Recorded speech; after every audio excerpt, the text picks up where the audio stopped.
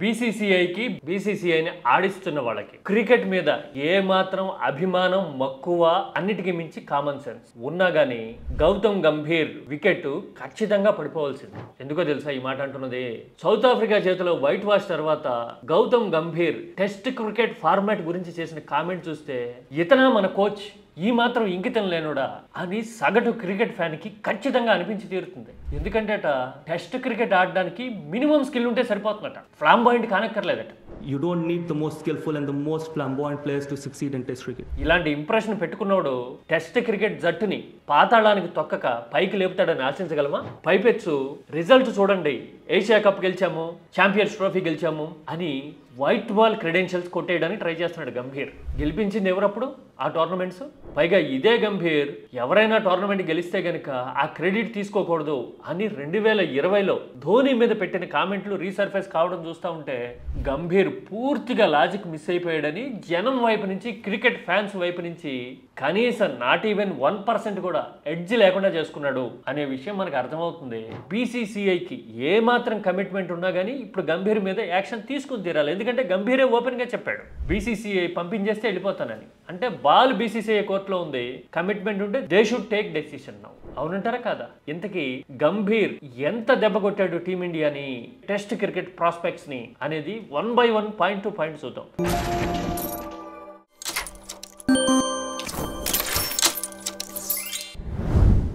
Gautam Gambhir team India coach అయినప్పటి నుంచి ఏదో ఒక నెగిటివ్ వైబ్రేషన్, ఎవరిని ఉంచుతాడు ఎవరిని తీసేస్తాడు లాంటి చర్చ మొదటి నుంచే మొదలైపోయింది. అలాంటప్పుడు ఆ డిబేట్ కి చెక్ పెట్టేందుకు తనదైన విధానాలను తీసుకురావాలి, ప్లేయర్స్ కి భరోసా ఇవ్వాలి, ఫ్యాన్స్ ని కామ్ డౌన్ చేయాలి అనే ఆలోచన గంభీర్ ఏ కోసైనా చేయాల. ఎందుకంటే ఆయన సహచరులు చెప్పినట్టుగానే గంభీర్ ఎప్పుడు కాన్ఫంట్రేషన్ పెట్టుకుంటాడు. పోనీ కాన్ఫంట్రేషన్ పెట్టుకునే నేచర్ ఉన్నప్పుడు రిజల్ట్ చూపించాలి కదా.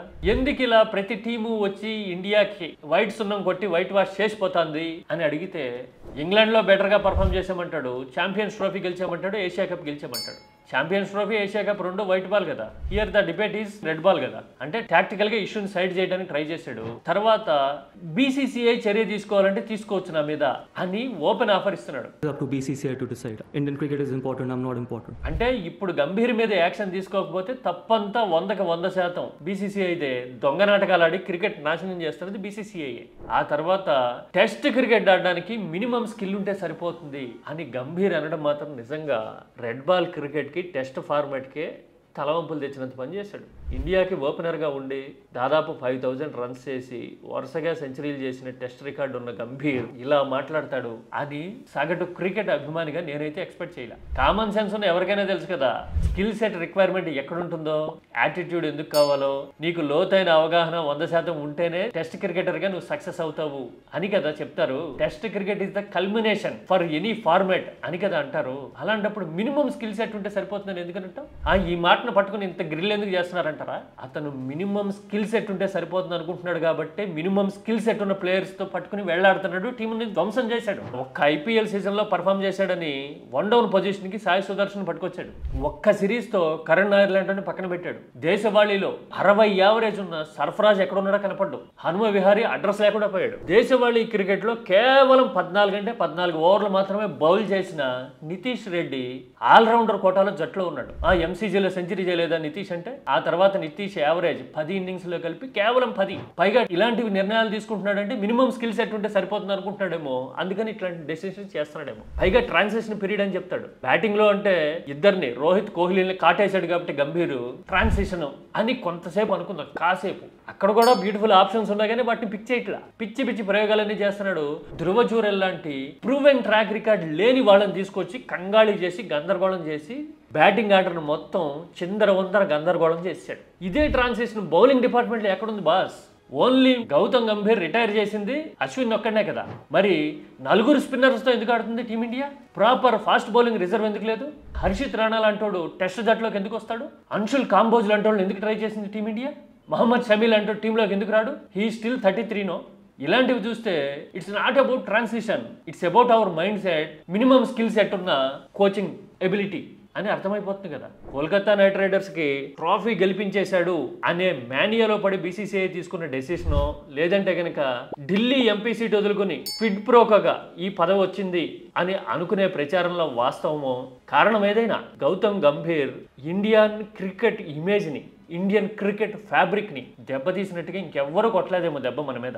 ఈవెన్ గ్రెగ్ చాపెల్ కూడా ఓన్లీ గంగూలీతో కాన్ఫెడరేషన్ పెట్టుకుని ఉంటాడు, అంత ధ్వంసం చేసిండు. సెహ్వాగ్ లాంటి వాళ్ళందరూ గ్రెగ్ చాపెల్ని బెటర్గానే తట్టుకోగలిగారు. కానీ ఇప్పుడు కుర్రోళ్ళు మాత్రం విలవెల్లాడి అల్లాడిపోయి కుల్దీప్ యాదవ్ కంటే తీసిగట్టుగా మన బ్యాటింగ్ ఆర్డర్ తయారైందంటే that credit goes to Gautam గంభీరే కదా. ఇప్పటికైనా బీసీసీఐకి క్రికెట్ మీద ప్రేమ ఉంటే, విగ్గే కాదు సిగ్గు కూడా ఉందని అనుకుంటే బీసీసీఐని ఆడిస్తున్న వాళ్ళు ఖచ్చితంగా గంభీర్ మీద యాక్షన్ తీసుకోవాలి. అలా తీసుకోకుండా ఇంకో 7 నెలల వరకు టెస్ట్ సిరీస్ లేదు కదా, ఈ లోపల ఫ్యాన్స్ మెమరీస్ వెరీ షార్ట్ కదా, మర్చిపోతారు, ఐపీఎల్ వస్తుంది, ఫ్యాన్ వార్స్ చేసుకుంటారు అని దాటేస్తే మాత్రం ధ్వంసమయ్యేది టీమిండియా టెస్ట్ క్రికెట్ ఫ్యాబ్రికే. 150 కోట్ల మంది జనాభా ఇంత మార్కెట్ ఉన్న దేశంలో టెస్ట్ క్రికెట్ని కనుక నాశనం చేసుకుంటే అది క్రికెట్ అనే స్పోర్ట్కి చేసే ద్రోహం. ఫ్యాన్స్, ఎంటర్టైన్మెంట్, మన ఎబిలిటీకి అన్యాయం చేయడం ఇవన్నీ కూడా ఉంటాయి అందులో. కానీ క్రికెట్ని ధ్వంసం చేస్తున్నాడు. ఒక్కటి మాత్రం నిజం boss, Gautam Gambhir down the line Indian క్రికెట్లో మోస్ట్ నెగిటివ్ ఆరా ఉన్న కోచ్గా, పర్సనాలిటీగా మిగిలిపోతున్నాడు అని అనిపిస్తుంది. ఇది నిజంగా బాధాకరం. 2 ఐసీసీ ట్రోఫీలు గెలిపించడంలో కీలక పాత్ర పోషించాడు ప్లేయర్గా గంభీర్. మర్చిపోలేం, మనం కళ్ళారా చూసుంటాం. కానీ కోచ్గా అతను చూపించిన యాటిట్యూడ్ మాత్రం really ridiculous. That is really a sorry state of affairs.